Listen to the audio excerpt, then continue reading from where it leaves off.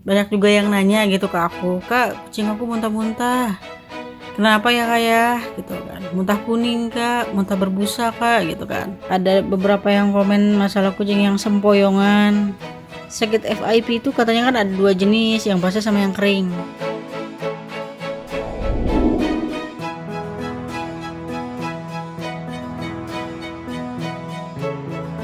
Tapi lihat deh, nemplok di acen, nyari kehangatan dia.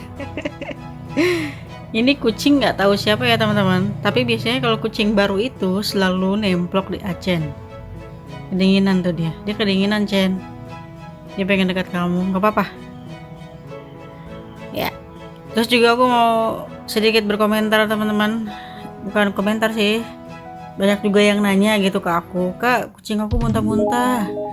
Kenapa ya, Kak, ya?" Gitu kan. "Muntah kuning, Kak, muntah berbusa, Kak," gitu kan.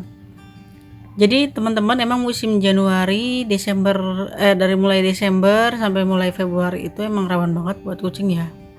Jadi virus gitu teman-teman. Misalnya virus calici gitu. Itu virus yang sangat berbahaya banget buat kucing. Jadi dia di tubuh kucingnya itu cuma bertahan paling lama itu 3 hari, paling cepat itu 2 hari.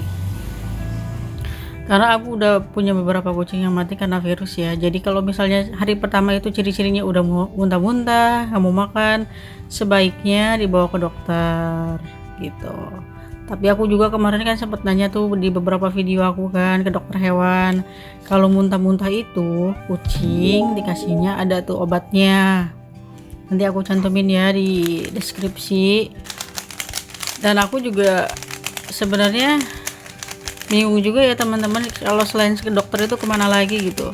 Karena untuk virus sendiri itu belum ada obatnya sebenarnya sih, cuman daya tahan tubuh dia sendiri yang bisa nyembuhinnya gitu.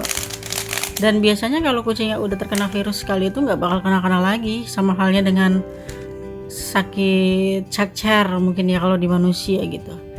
Dan virus ini pun tidak menyebar ke manusia, hanya untuk menyebar ke sesama kucing aja. Jadi kalau misalnya ada yang nanya juga, "Kak, kucing aku sakit muntah-muntah, nggak mau makan." Terus kucing yang satu lagi juga sama, "Kak, muntah-muntah nggak mau makan." Jadi emang virus ini tuh menular teman-teman. Jadi kalau misalnya ada yang satu yang kena virus, lebih baik dipisahkan dulu, diisolasi, beda tempat makan, tempat tidurnya, karena nanti bakal menular ke kucing lain. Jadi ya udah, imbasnya semuanya sakit gitu. Kalau udah ada yang mati, lebih baik dibersihkan semuanya, tempat-tempat makannya, tempat tidurnya, semuanya pun dibersihkan lah, biar nanti kalau kucing-kucing yang lainnya tuh nggak sakit juga teman-teman. Berdasarkan pengalamanku seperti itu ya, karena udah banyak banget kucingku dulu kena virus tuh mati gitu. Jadi awal-awal kelihatan udah, wah ini kucingnya kayaknya mau kena virus nih, aku buru-buru bawa ke dokter hewan, langsung disuntik. Biasanya kan dia dicek suhu dulu ya, biasanya demam teman-teman. Ada juga di videoku tentang ciri-ciri kucing yang terkena virus, di description aja ya teman-teman ya, cari aja di paling bawah banget kalau nggak salah. Dia tuh kedinginan, pengen bobo deket acen katanya gitu teman-teman. Yang pasti sih kucingnya kalau bisa sih jangan dideketin sama yang lagi sakit juga. Jaga makanannya yang sehat-sehat, kasih susu kucing gitu, biar imunnya tuh kuat. Karena virus sendiri itu bisa sembuh kalau imunnya itu kuat, imun dianya kuat, dilawan sama imunnya dia. Kalau misalnya udah dikasih obat tapi imunnya kuat, ya tetap aja ya kedinginan dia.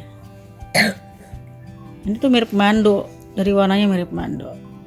Terus juga ada beberapa yang komen masalah kucing yang sempoyongan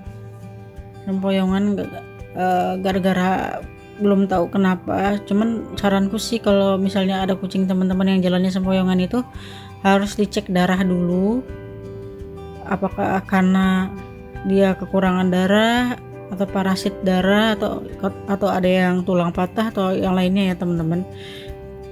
Kalau kucingku yang Cathy itu dia anemia, kekurangan darah.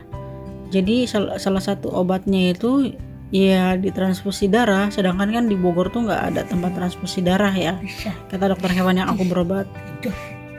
Jadi nggak sembarangan aku kasih tahu obatnya. Apakah jalannya sembarangan? Aku nggak bisa kasih tahu obatnya sebelum teman-teman semua dicek darah dulu kucingnya. Kalau udah kelihatan jelas baru nanti kan tahuan obatnya harus apa gitu ya, Pus ya. Iya. Iya. Ya, Bu. Ya. Terus juga untuk yang sakit FIP. Sakit FIP itu katanya kan ada 2 jenis, yang basah sama yang kering. Sebenarnya di sini juga ada yang kena FIP juga teman-teman, tapi dia masih bertahan hidup. Namanya John. Kalau teman-teman yang sering nonton videoku ya, John itu kan perutnya besar. Cuman iya perutnya besar, cuman dia sering nge-spray gitu. Jadi cairan yang ada perutnya itu di-sprayin teman-teman. Kalau Abi kan perutnya gendut tapi dia nggak pernah spray gitu. Jadi harus disedot dia perutnya. Dan abis disedot itu malah nggak bertahan lama ya, cuma sampai 1 bulan doang. Karena aku kan nggak tahu, mungkin dalamnya infeksi atau apa bekas suntikan yang masuk ke dalam tubuhnya. Jadi dia nggak mau makan. Udah gitu sampai yang hari terakhirnya itu cairannya itu masuk ke hidungnya, jadi nggak bisa nafas teman-teman. Jadi FIV juga belum ada obatnya dia. Jadi sakit seumur hidupnya dia kalau FIV itu. Ya setidaknya kita cuman bisa berusaha untuk dia bertahan hidup aja.